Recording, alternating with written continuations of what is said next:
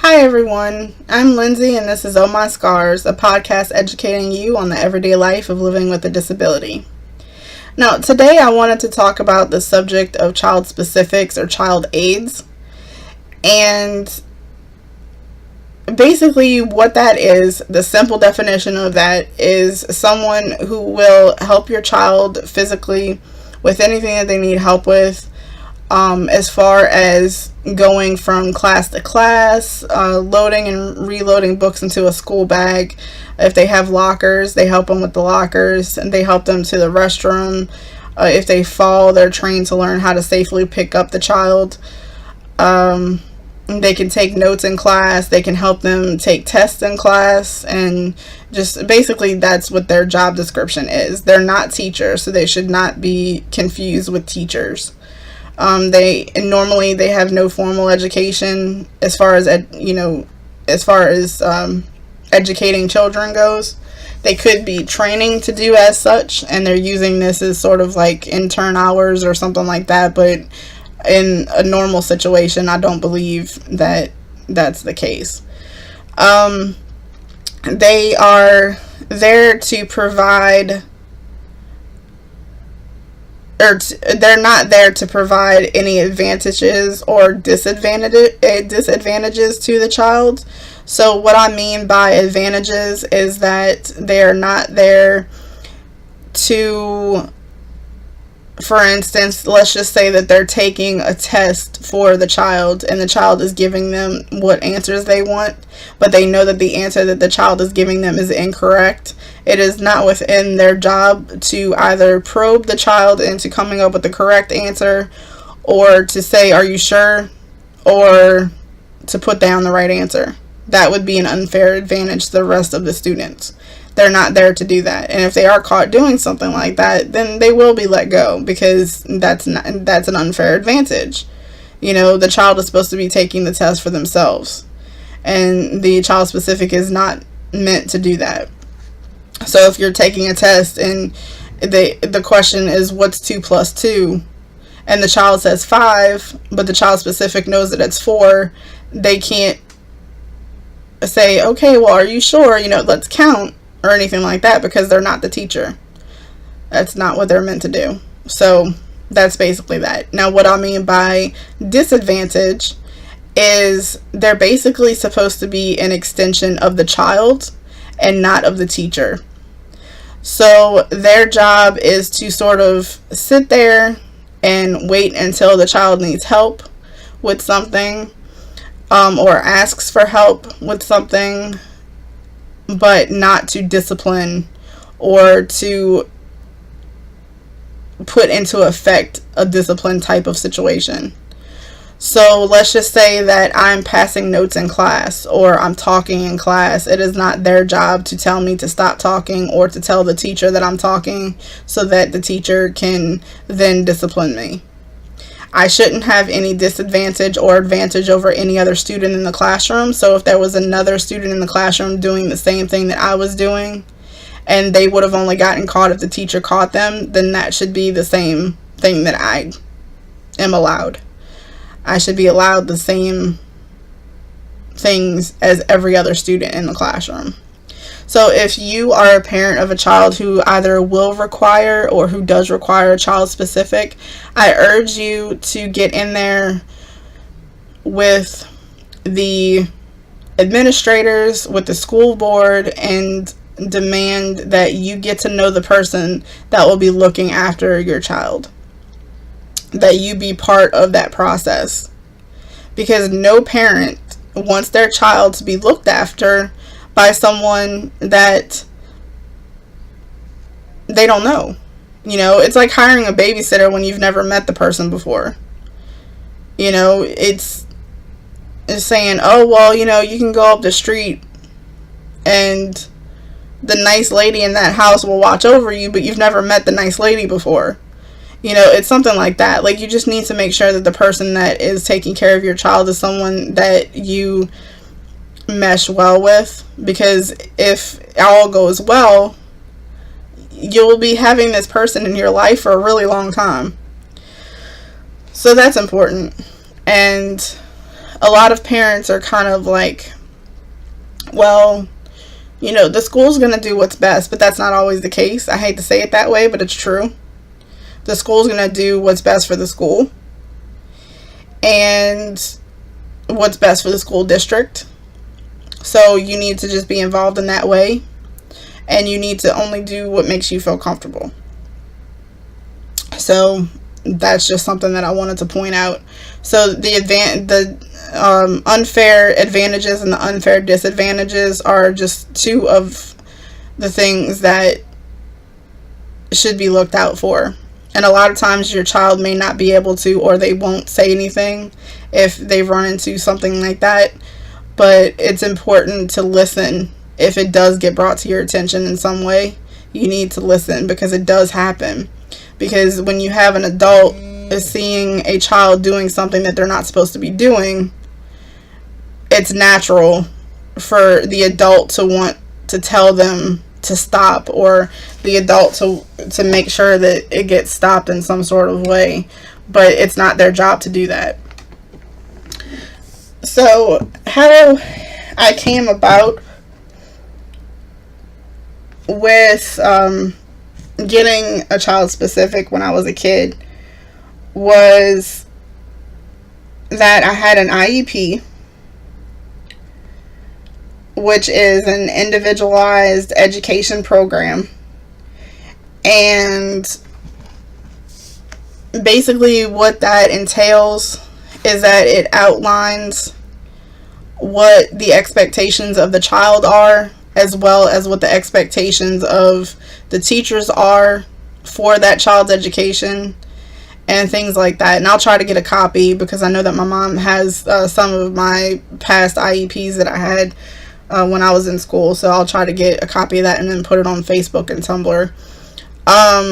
But yeah, that's basically what it outlines, so that everybody is on the same page. Now, I know that it was a pain back then for a parent to get everything that they felt that their child needed on the IEP. And according to my friend, who also has a child who requires an IEP, it's still a pain, which is sad, because it's been so many years since I've had it that I would have thought that it would have become a little bit easier. And this is in a completely different state, mind you. This isn't even in Louisiana, where I'm at now. So that just goes to prove that it's a national thing. At least it might go beyond the states, but it's at least national, where it's still that difficult. So things need to change in that regard. Things need to change. It needs to be easier for a parent to have a voice for their child and to do what they feel is best for their child, because administrators don't know your kid. Only you do. You know what's best. So I think parents should be heard a bit more in that regard. Now, I was under the special education umbrella, as they called it, because I required a disabled accessible school bus, which meant that the school bus had a lift on it for my wheelchair to be able to get in and out of the school bus. And because of that, one of the requirements to be under that umbrella and to receive the school bus like I needed it, I had to have the child specific. And then another thing that I needed to do was to have at least one class in the special education classroom, which for me was physical education, and which I needed to have the adaptive physical education because I needed it to be adapted to what I was able to do, and the expectations that we had outlined in my IEP were that, each year I would progressively get further in my walking and be able to climb more stairs, and I'd be able to, write more, and, just things like that. So I did need adaptive PE, And that was only a few times a week. It wasn't a daily thing like with every other class. So it was maybe like 2 or 3 times a week that I had PE and or APE. And yeah, so that was one of the requirements, which was fine. Now the whole one class a day thing, I don't know where that came from, because I know for a fact that I didn't have PE every day. So maybe they'd waive the everyday thing and 3 days a week was fine. I don't know. But that I had adaptive PE all through school, from pre-K all the way through 12th grade. So I think it was 12th grade. It might have not been 12th. It might have been like 10th or 11th grade, because when I got into high school, it was only me taking PE classes were only required for the same time frame that it would be required for high school kids. So whenever the other high school kids stopped taking PE is when I stopped taking PE. But I don't remember exactly when that was. I just know that it was not 12th grade. I know that for a fact. I did not take it in 12th grade. Anyway, so I had, as I mentioned, the other child specifics. I had, the one that gossiped about me in my grades behind my back. And then I had the ones who would discipline me even though it wasn't in their job description to do it. But then in 7th grade, I got another child specific because I switched schools, to go to middle school. And I don't remember exactly what happened with her, but in 8th grade, I got another one, and she was absolutely wonderful. She was youthful. She was really nice. She knew what was in her job description, and she didn't overstep her boundaries. She was only 23 at the time, so, she was just really easy to talk to because she sort of remembered what it was like to be a teenager. And so I really enjoyed having her around. It was really fun to talk to her because she didn't make it feel as though I was just talking to a teacher. And again, they're not teachers, they're just there to help. So it was just nice feeling like I could be me. Well, she had stayed with me for the rest of 8th grade. And I was excited because she was going to stick around for 9th grade and she was going to go to high school with me. So we went to high school, and then that's when all the trouble started for her. She was married. She was also 23, but she looked very young for her age. She probably looked about 17 or 18, and she was attractive. So all of the boys would flirt with her and just make her feel really uncomfortable. They would ask her out on dates and, all of that, or they would catcall to her, and she would always tell them, no, I work here, I'm not a student, and they would continue to do it, and, they got in trouble if they continued after she told them not to, or, not to do that, or that she wasn't a student or whatever. They would still continue to do it, so they got in trouble for doing it. But, at the end of my freshman year, she sat me down and she said, I'm so sorry. I know that you and I have gotten, really close, and we developed, and I don't know if these are exact words, but, we developed that trust, which is important. But I'm going to have to go back to the middle school level. So basically, she just couldn't handle all of the boys being inappropriate towards her because it made her feel very uncomfortable and unsafe. And I can understand that. You have boys who are, at the senior level, 18 years old, and big guys, by the time you're 18, you can be a pretty big dude. And she just felt very unsafe. She felt very uncomfortable. And I couldn't blame her. I really couldn't blame her. So I said, okay, I understand. Keep in touch. I don't think we did. But I went home and I told my parents she's leaving. I was very upset about it because now I'm thinking, oh man, I have to start all over again, with someone new. And they're not going to be her. I'm gonna have to develop this trust all over again. And I'm talking like throughout my entire years at school, I probably had like maybe 5 or 6 child specifics. So that meant that every time I got a new one, I had to start all over with trusting them and, you know, learning a new personality. And I had, just to go back a little bit, in 7th grade, I had this one lady, and she was so sweet. She would bring me a grapefruit every morning. And I'm not sure how that came about. I think that she brought a grapefruit for her one day, and she split it in half, and I ate half of it, and because I thought it was good. Don't like grapefruit now, but at the time I did. And she would bring one every day, but I'm not sure what happened to her. I really don't remember what happened to her. And she was really sweet, and I don't think I ever really had any problems with her, but again, since I don't remember the circumstances or surrounding it, she might have just been like a substitute, which is something that I had, you know, sometimes when my child specific was ill for the day or they had to call out for some other reason, I did have a substitute. So she may have been like a long-term substitute for another one that I had, but I really don't remember. And so I really don't know if something bad happened eventually with her. But the good one is what's, you know, is the one that sticks out.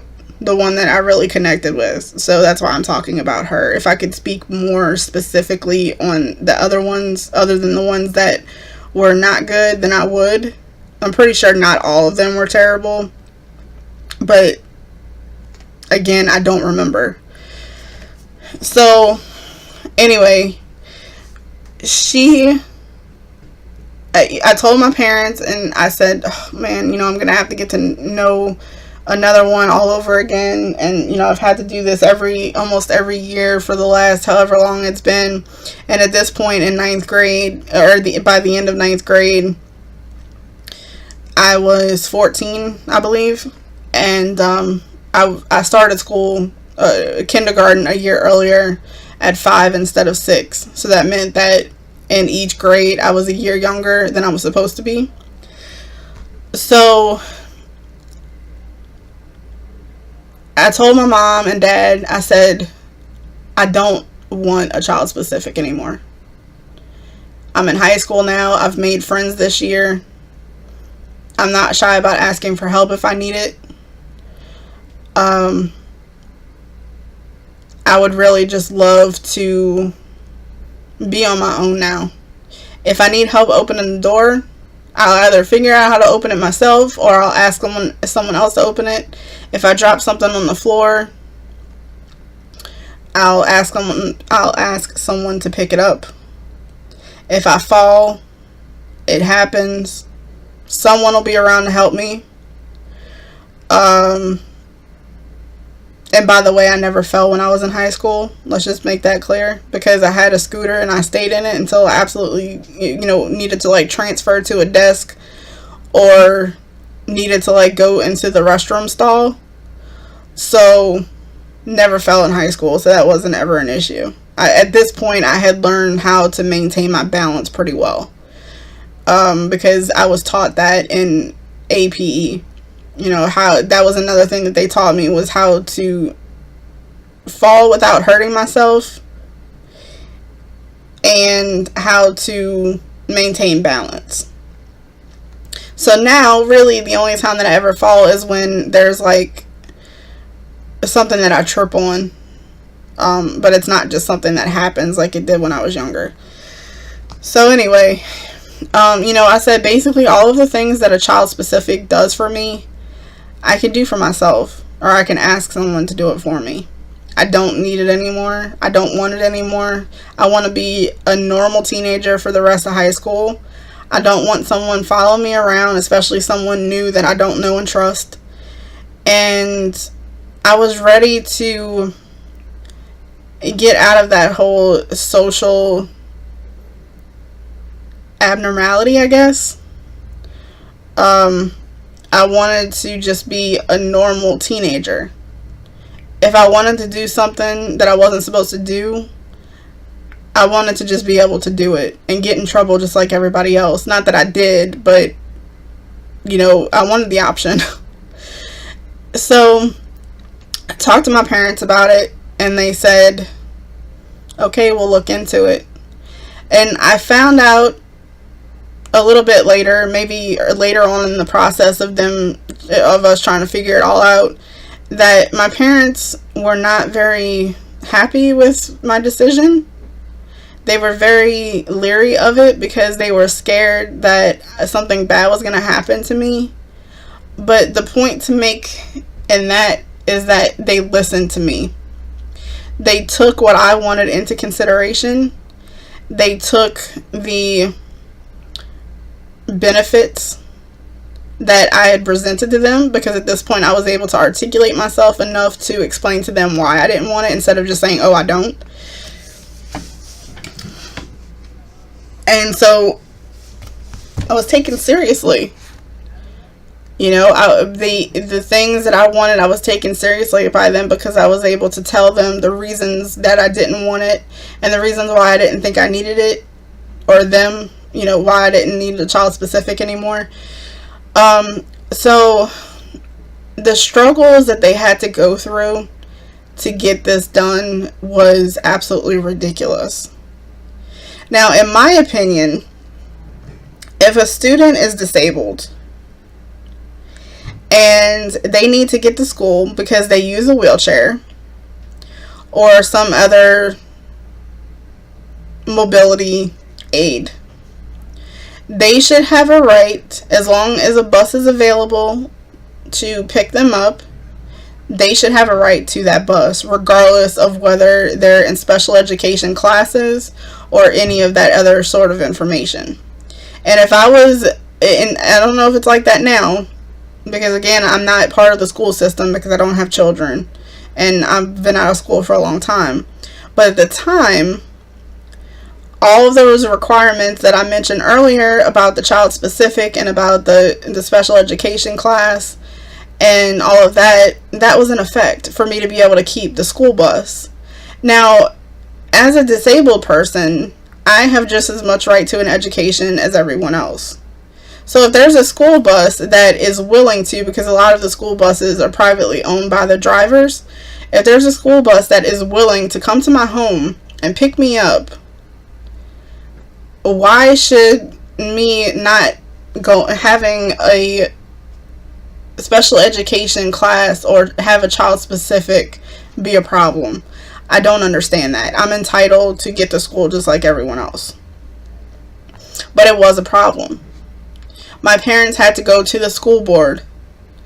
They had to advocate for me and say, look, she's a teenager now. She wants to be a teenager. She doesn't want this person following her around. She doesn't need it anymore.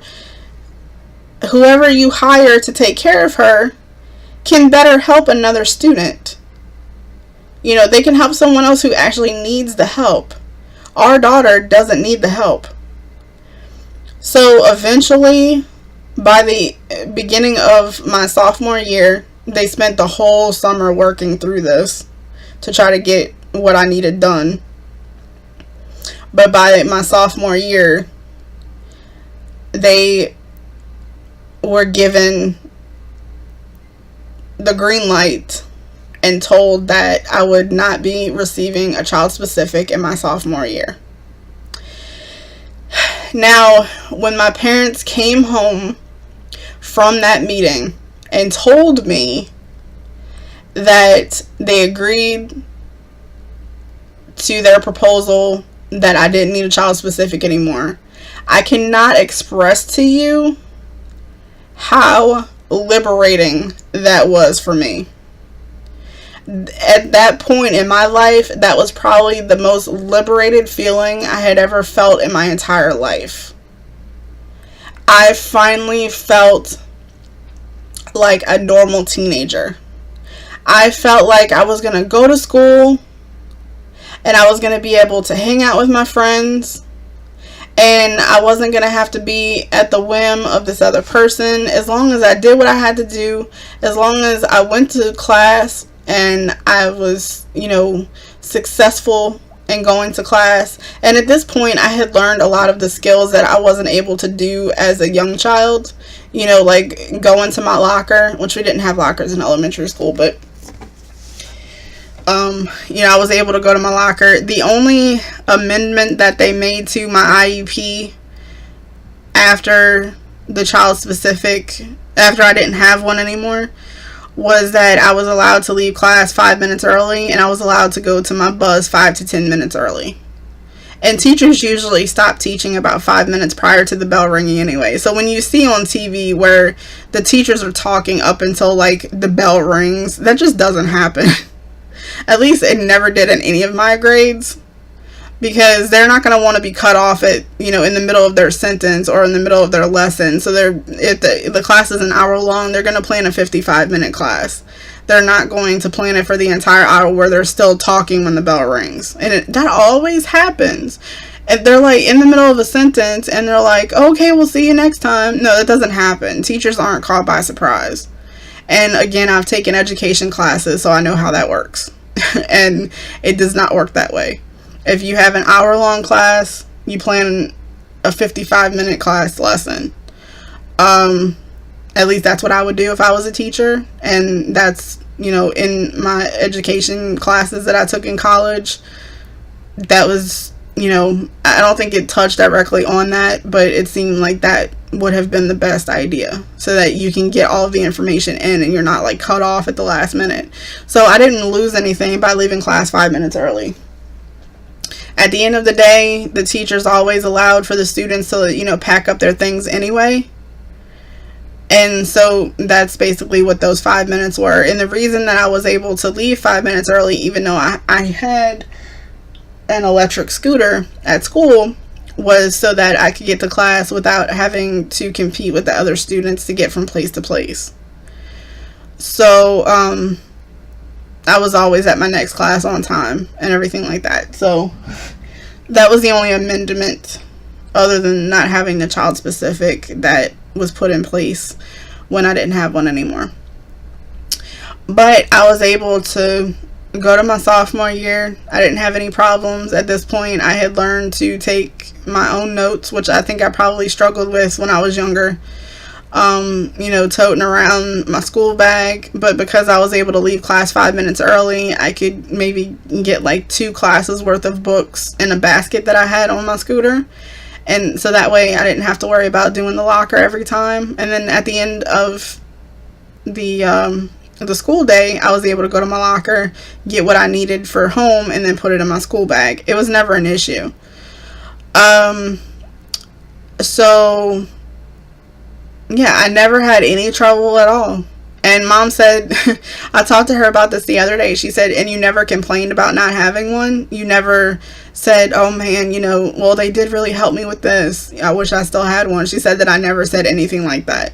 So she figures that it was successful, and that their decision, my parents' decision to let me do what I thought was best for me, was the right decision. And if at any point they thought that I was struggling or that it wasn't the right decision, they would have reversed it. You know, that's just what parents do.